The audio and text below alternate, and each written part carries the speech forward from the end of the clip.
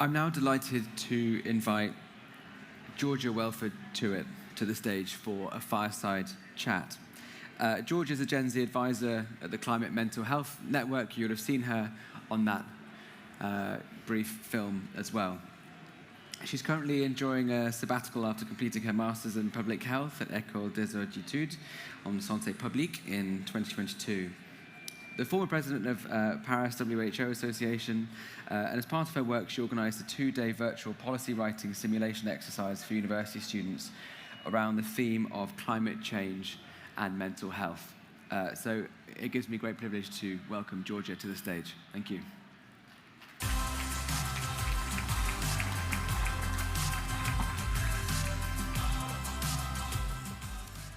So, this is obviously such a powerful film. I know you were involved in its creation. So, tell me about the drivers for that creation of the movie, but also how you became personally involved in advocacy and outreach in mental health and climate change. Sure. So, first of all, thanks so much for having me here, and thanks to ChangeNOW and to Patrick for allowing us to screen the film. It's the first time it's being shown in such a large venue in France, so that's really exciting for me. The film is the product of a workshop at the Hollywood Climate Summit, of which we have one of the co-founders in our midst. Hi. Thanks for being here. So it was basically done on zero budget, and the initial idea was sketched out in a super short amount of time, kind of as like a workshop project. And it's been kind of reworked and retooled, and the response to it has been amazing. And now we've done over 100 screenings globally, with more to come. Wow. And the director, Théa Jarnett, she basically wanted to find a way to distill and capture the emotions that Gen Z are experiencing around climate change. Kind of two sides of the story. There's a lot of depression, despair, and sadness, which is backed up by the latest literature as well around Gen Z particularly.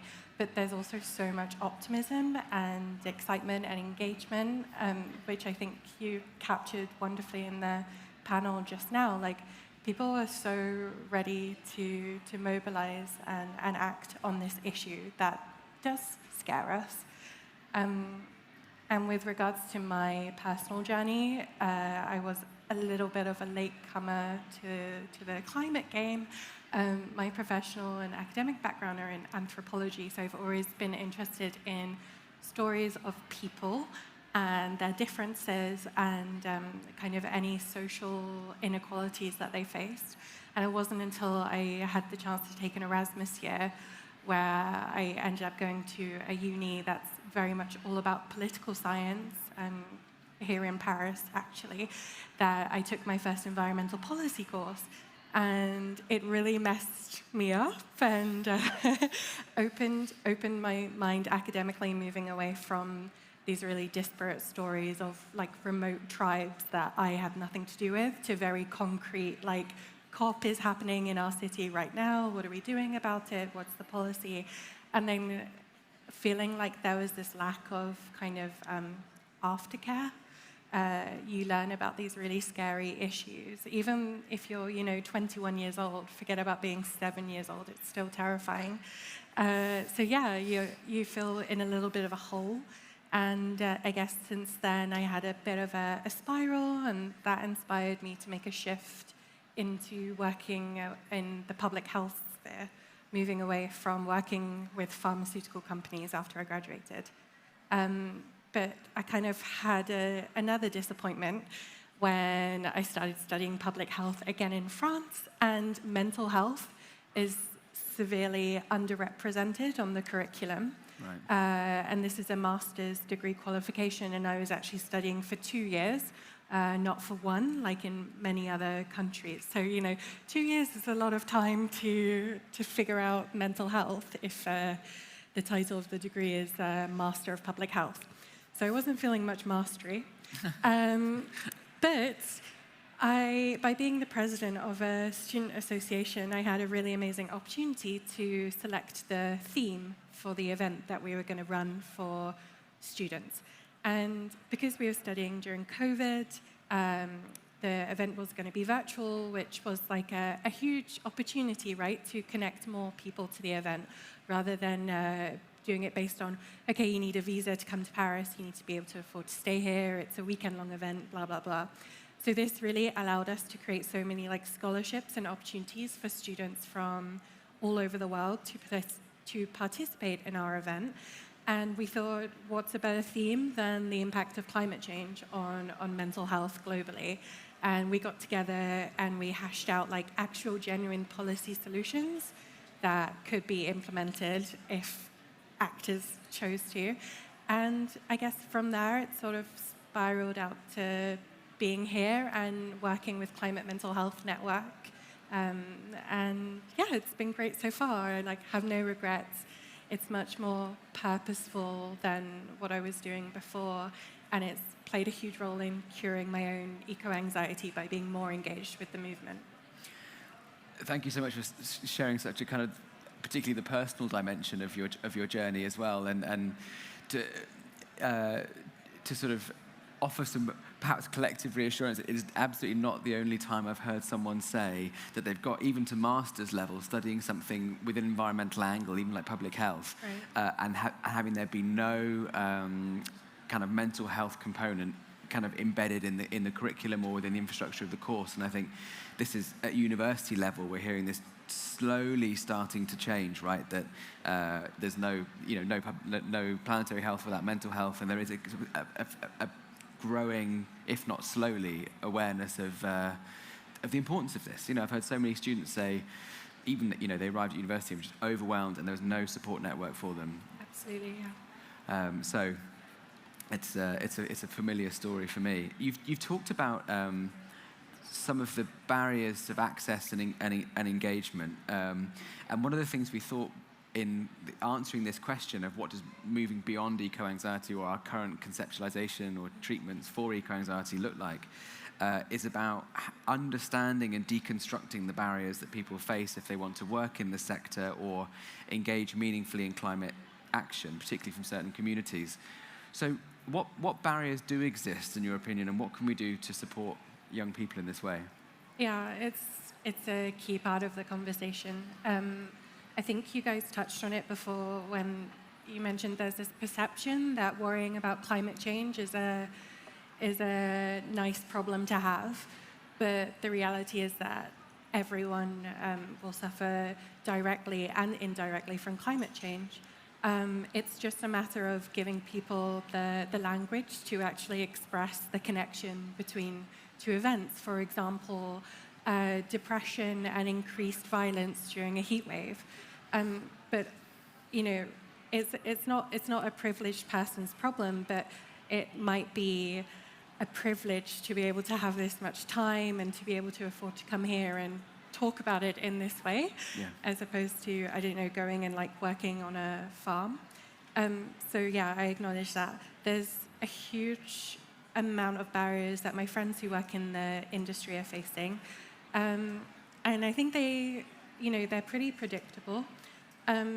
People love the idea of working for an NGO and saving the world, but those can also be some of the most toxic places to work. And one thing that's great that's changing, I think, is my peers, so people in their 20s, their early 30s, are no longer afraid to, call that out and forge their own path, moving away from these big institutions. But with that comes a lot of financial risk, right? So of course that's the path that favors the wealthy who have a backup plan. There's that. There's huge issues of gatekeeping with, for example, resources, fellowships, things like that. And I think imposter syndrome is a really big issue. For example, so as you guys heard, I came to this kind of movement very, relatively late. I wasn't going to, protests for Greenpeace at 4 years old with my parents. So of course, any sane person would question, like, am I really the right person to be on this stage, having this platform, blah, blah, blah. And yeah, there are people who will tell you on social media, like, you're doing this wrong, so you can't really be a true environmentalist. Why are you doing this? Like, the attacks become, when this is your job, it's not just professional, it's personal, it's about how you live your life. So there is so many climate educators now on social media, which is great. It's actually how I get most of my new knowledge about intersectional issues, about projects that need to be supported. But that comes with a flip side of you're turning yourself into a brand, into like a figure to be consumed, and there's like really severe mental health consequences to becoming a public figure as well, right? And then on top of that, you're layering in the subject matter, which is really heavy for all of us. It's kind of like, once you almost know too much, and you have to be really careful with managing your own mental health, creating boundaries, things like that. That takes a lot of work to work on yourself and start from a place of stability and optimism in order to do this super challenging work and to continue to be able to do it in a sustainable way that's effective. And have you seen sort of, because it strikes me that, and we'll go on to talk a bit more about Climate Mental Health Network in a moment, but perhaps I'm priming you for an answer here, but is that kind of, if you like, creating those sorts of forums for people, is that, in your experience, kind of helpful in sort of moving the needle when it comes to eco-anxiety? Because it strikes me that so much of what you're describing were almost like internal barriers, or at least a very isolating experience, right? Yeah. So as a Climate Mental Health Network, is these sorts of institutions supporting that kind of moving beyond eco-anxiety as it exists as a sort of individual phenomena? Right, yeah, you've got to really sort yourself out first before you're ready to move beyond eco-anxiety. So Climate Mental Health Network is a really new startup NGO. So there's only a couple of people on staff. There's like 2 advisory boards. I'm on the Gen Z advisory board. And it's only been kind of around for about 3 years. And it was created in response to this individual struggle of freaking out about the environment, learning so much about it, and not knowing what to do with that kind of anxious energy. So the whole kind of mission is to create resources which are accessible to everyone on climatementalhealth.net in English and Spanish, mostly. So yeah, creating resources to foster this sense of community and trigger the conversations. And part of their work was also producing the film that we just watched. And I think the film is a kind of testament to, you kind of need something to start the conversation, and then from there it kind of opens up the room. These are really sensitive topics, and even us with our education backgrounds and where we come from and the progress, like, for example, the UK has made in talking about mental health in the last few years, it's still severely underfunded compared to other health services, and it still can be taboo to discuss. So yeah, so the goal of the NGO is to kind of create these resources, therapeutic ideas, to engender these conversations and kind of get the ball rolling from there, like being able to manage yourself and your own feelings around climate change. And maybe after that happens, the hope is you're ready to kind of advocate as a community after that. Yeah. So we've been talking a little bit about climate education today in various forms on the panel, and I'm really interested in your take on this as well. Where does climate education need to head as an idea, and what can we meaningfully do to prepare young people to enter the green economy or this new future in an empowered way? Yeah, so as we discussed yesterday, there's such a huge proportion of young people who want to work in green jobs.